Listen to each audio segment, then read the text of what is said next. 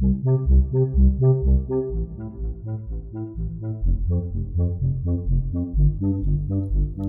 Buddhaya.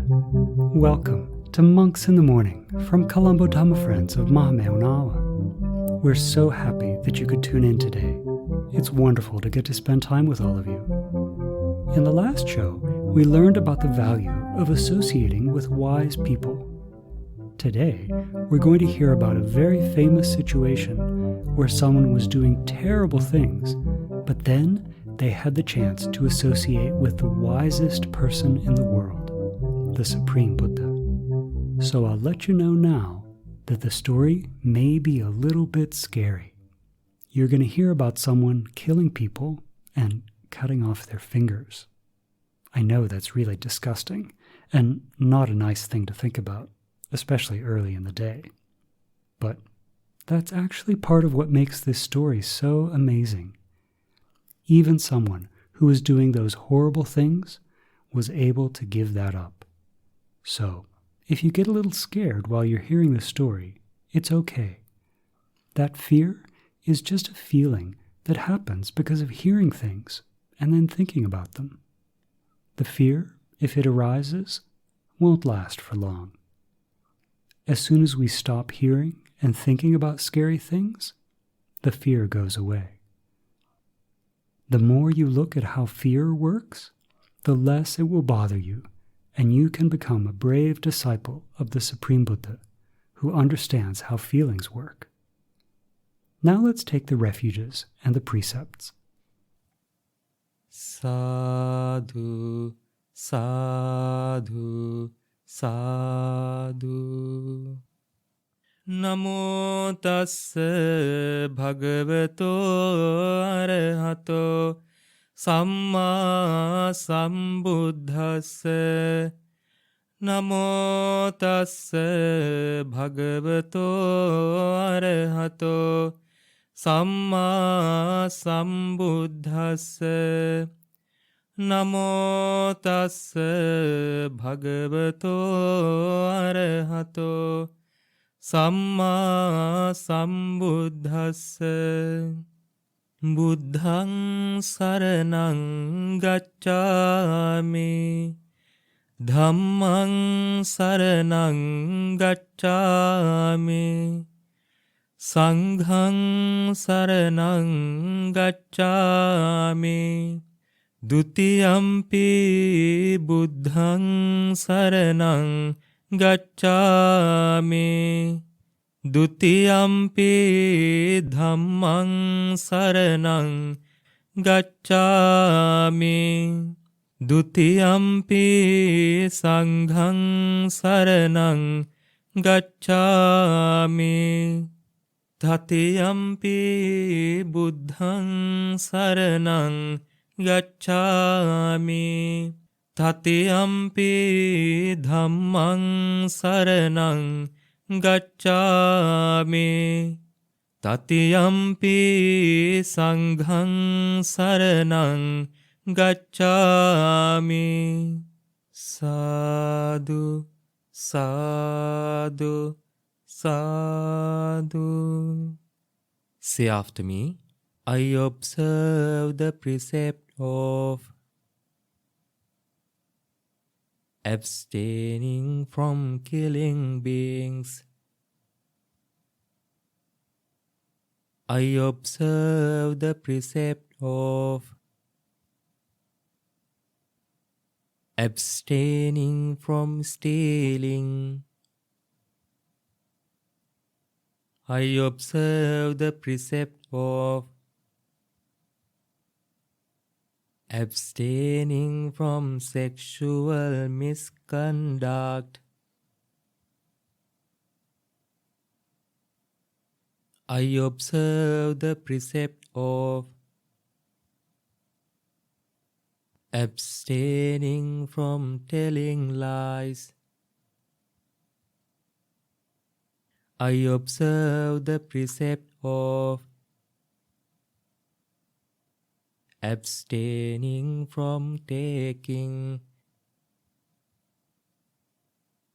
intoxicating drinks and drugs.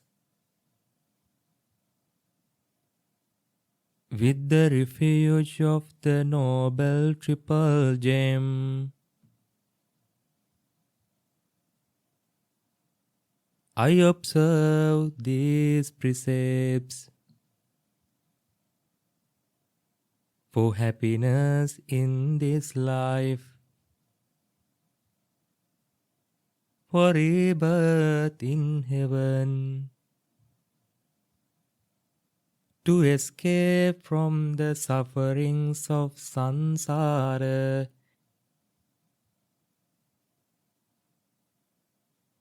May it help me. May it be a blessing. Sadhu, sadhu, sadhu.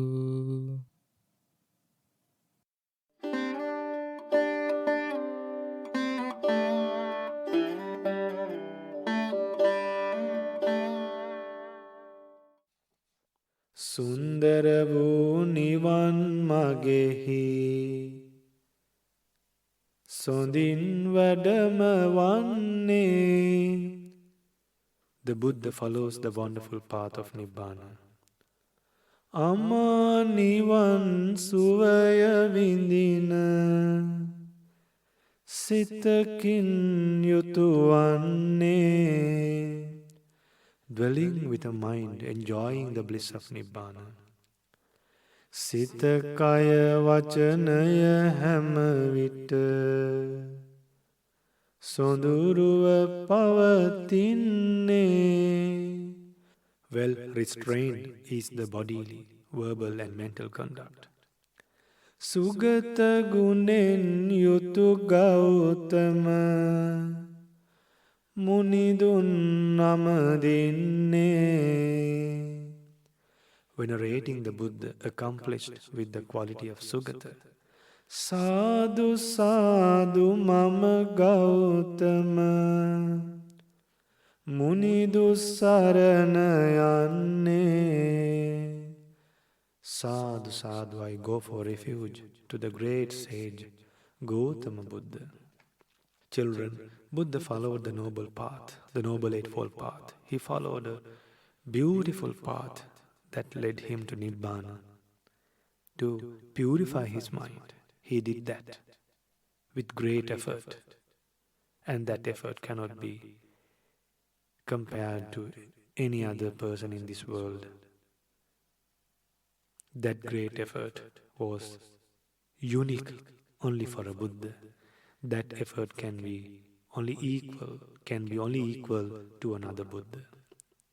So, let's wholeheartedly go for refuge to the Buddha who was endowed with the quality of Sugato. Namo Buddhaya.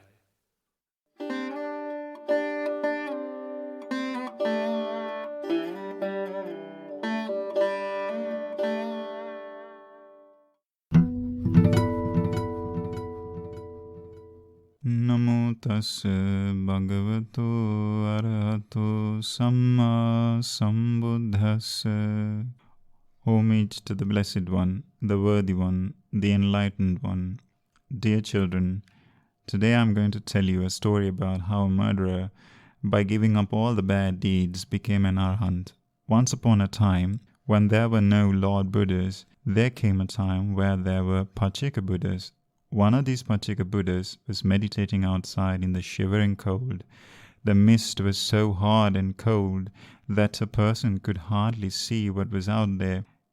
That time, there came a farmer who was on his way home after finding some firewood.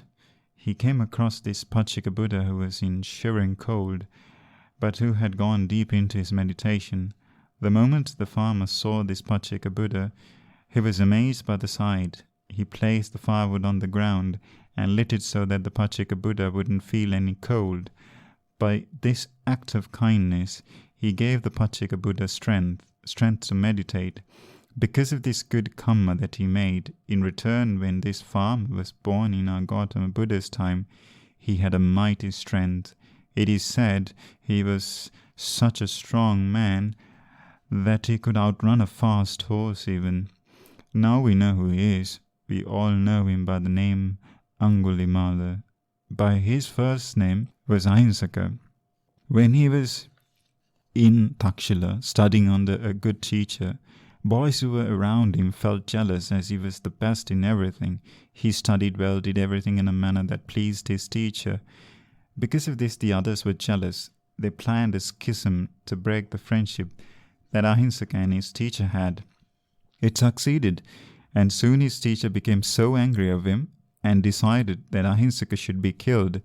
Since he couldn't kill Ahinsaka by himself, he planned a way to kill him, and that is to ask him to do a Guru Puja. A Guru Puja is kind of a tribute you pay to your teacher. It is as if you gave your teacher a present. Since Ahinsaka was obedient, it was easy for him to force him to do it. The teacher said, "My boy, you have almost finished your education here. It will be completed once you have done a Guru Puja. You should go and kill exactly 1,000 people as a Guru Puja. But do remember, you should never tell anyone that you are doing such a Guru Puja," he said. Ahinsaka accepted the request. Soon he became the notorious murderer in the kingdom of Kosala. He became a mass murderer by killing 20, 30, 40 people at one go. He collected one finger from each victim so that it would be easy for him to count the kills. To make it easy for him to carry them, he made a garland with these fingers and put it around his neck. Because of this reason, he was later known as Angulimala. The time came where he needed just one more finger to complete the 1,000. Meanwhile, his mother was out there in the woods trying to find her son. She had heard that the king's men and hundreds of horsemen were getting ready to hunt her son.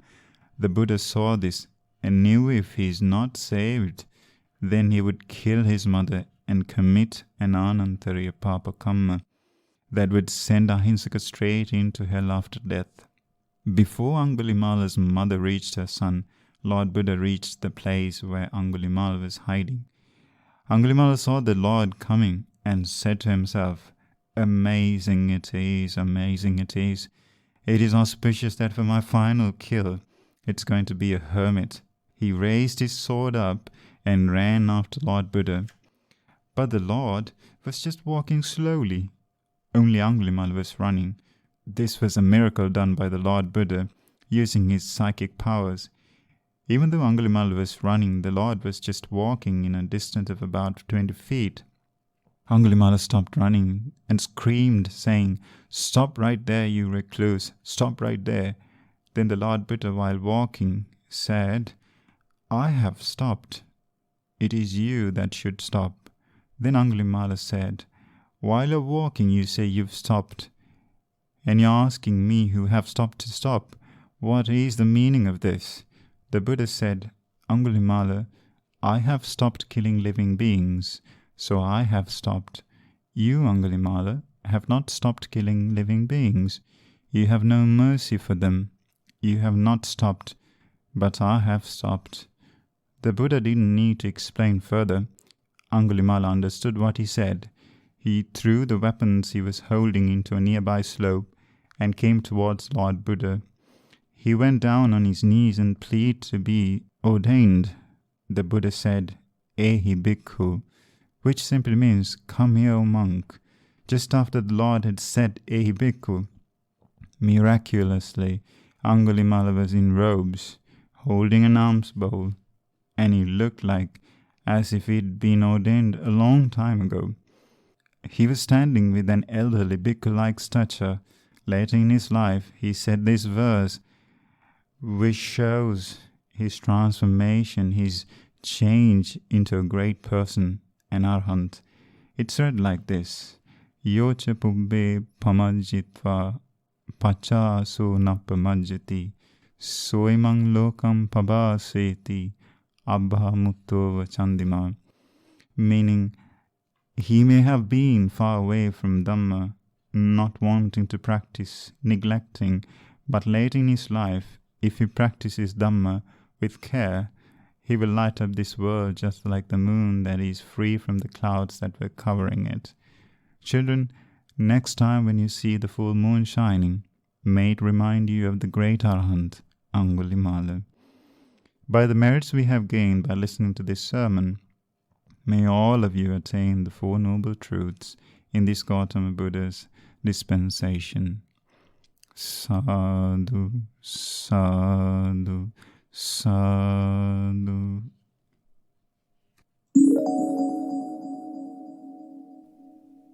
Angulimala Paritta. Do you remember the story of how one day the Arahant Angulimala saw a woman trying to give birth to a baby? She was really suffering, and the Arahant Angulimala wanted to help, but he didn't know what to do. So the Supreme Buddha gave him this Paritta verse. It's very powerful, so powerful that the woman who heard it gave birth peacefully without any more difficulty, just because of hearing it. So, turn to page 171 in your chanting book, or click on the show notes link to read together with us online. Namo tassa bhagavato arahato samma sambuddhassa. Namo tassa bhagavato arahato samma sambuddhassa. Namo tassa bhagavato arahato samma sambuddhassa. Parittang bhanantassa nisinnatthana dhovanang udakampi vinaseti sabbameva parissayang Sothina gabhavuttanang yancha sadheti tankhane terassangulimalassa lokanathena bhasitang kappatai mahatejang parittang tang bhanamahe. Even the water that is used to wash the seat which Arahant Angulimala sat on and recited this Paritta, that water can end all sufferings. If a pregnant mother suffers from any pain, she will be well and be strong enough to stand instantly. Now we shall recite that very powerful Paritta taught by the Buddha to Arahant Angulimala, which will hold its power for an aeon. Yato hang bhagini ariyaya jatiya jato nabhijanami santicca panang jivita voropeta tena saccena sothite hotu sotti gabbhasati. Sister, from the day I was born in the noble birth, which leads to supreme Nibbana, from that day on, I am not aware of myself killing any living beings deliberately. By this truth, may you be well. May the delivery of your child be peaceful. Etena saccena suvatti hotu.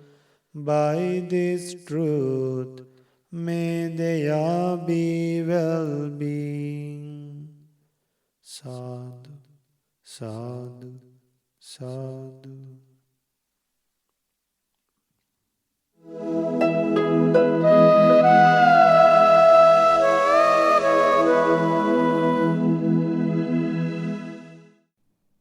Dhammapada. Do you know what the Dhammapada is? It's a collection of verses or gathas preached by the Supreme Buddha. There are 423 verses in 26 chapters. But the chapters are so short that we can listen to a whole chapter right now. This is chapter number 4. It's all verses about flowers. Let's listen. Chapter 4, Flowers, verse 44. Who will overcome this earth? Who will overcome this plain of misery? Who will overcome this world with its gods? Who will realize well-taught words of Dhamma as an expert garland maker selects beautiful flowers? Verse 45. The trainee in the Dhammapada will overcome this earth. He will overcome the plain of misery. He will overcome this world with its gods. The trainee will realize the well-taught words of Dhamma as an expert garland maker selects beautiful flowers. Verse 46. Understanding that this body is fragile like foam, realizing life's mirage-like nature, cutting off Mara's flowers of defilements, go beyond the sight of Mara. Verse 47. The person obsessed by sense pleasures chases after them as a garland maker searches for flowers. Mara carries away that person to the plain of misery, like a great flood sweeps away a sleeping village. Verse 48. The person obsessed by sense pleasures chases after them as a garland maker searches for flowers. Although he has not fully satisfied himself with sense pleasures, Mara brings him under his control. Verse 49. As a bee gathers nectar from the flower and flies away without harming the flower's beauty or its fragrance, just so the sage goes on his alms round in the village. Verse 50. Do not consider what is false in what others say or what they have or have not done. Consider instead what you have or have not done. Verse 51. A beautiful flower that is colorful but without fragrance is not perfect.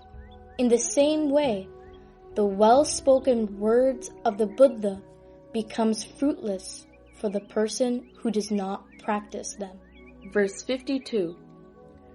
A beautiful flower that is colorful and also fragrant is perfect. In the same way, well-spoken words of the Buddha become fruitful for the person who practices them. Verse 53. As an expert garland maker makes many garlands from a heap of flowers, you who obtain the human life should do many wholesome deeds. Verse 54. The scent of flowers do not go against the wind. The scent of sandalwood, jasmine, and rosebay does not go against the wind. But the scent of a grateful person does travel against the wind. The scent of his virtues spreads in all directions. Verse 55. Of all the fragrances, sandalwood, rosebay, water lily, and jasmine, the fragrance of virtue is the sweetest. Verse 56. Slight is the scent of rosebay or sandalwood, but the scent of the virtuous is supreme, drifting even to heaven. Verse 57. The liberated ones are virtuous and practice the Dhamma diligently.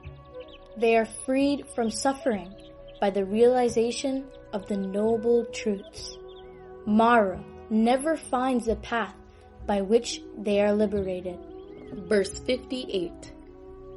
In the roadside ditch, In a heap of rubbish blooms a lotus, sweet-smelling and pleasing to the eyes. Verse 59. In the same way, among the rubbish heap of unaware ordinary people, the disciple of the Supreme Buddha shines brightly with wisdom.